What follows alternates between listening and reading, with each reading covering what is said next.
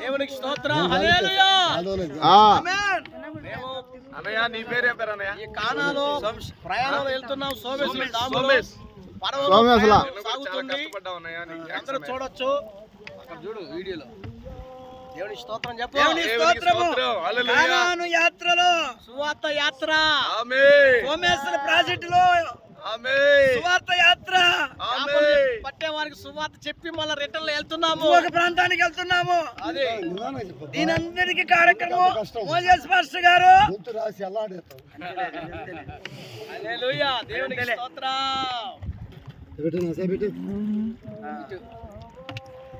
Praise the lord. దేవుని పరిశుద్ధ నామమునకు మహిమ కలుగును గాక.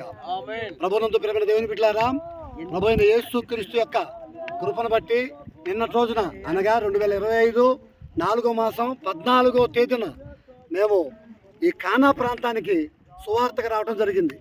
మొత్తం సేవకురాళ్ళు ఇంకా చాలామంది బ్రదర్స్ సిస్టర్స్ రావడం జరిగింది. మొత్తం 20 మంది పైగా వచ్చాం. ఈ కానా యాత్ర రాత్రి అద్భుతమైనటువంటి కూటం జరిగింది. ఈరోజు కూడా అద్భుతంగా జరిగింది. ఇప్పుడు మరొక ఇంటికి వెళ్తున్నాం ప్రార్థనకి. దేవుడు అక్కడ కూడా అద్భుతంగా జరిగించినట్లు మా కోసం మీరు ప్రార్థన చేయండి.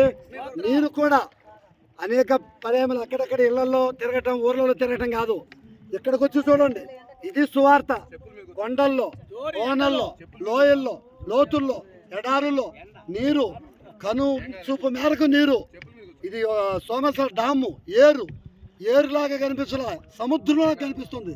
ఇంత భయంకరమైన స్థితిలో కూడా మేము ఇక్కడ సువార్తకు వచ్చామంటే దేవుని కృప మమ్మల్ని నడిపిస్తున్నటువంటి ఇదిగో సోము డ్రైవర్, దేవుని మహాకృప చేత ఇతను కూడా చాలా ప్రయాసం నిలబడి తీసుకొచ్చారు. అక్కడ ఇంకో పడవ వస్తుంది, ఇది ఒక పడవ, 2 పడవలు.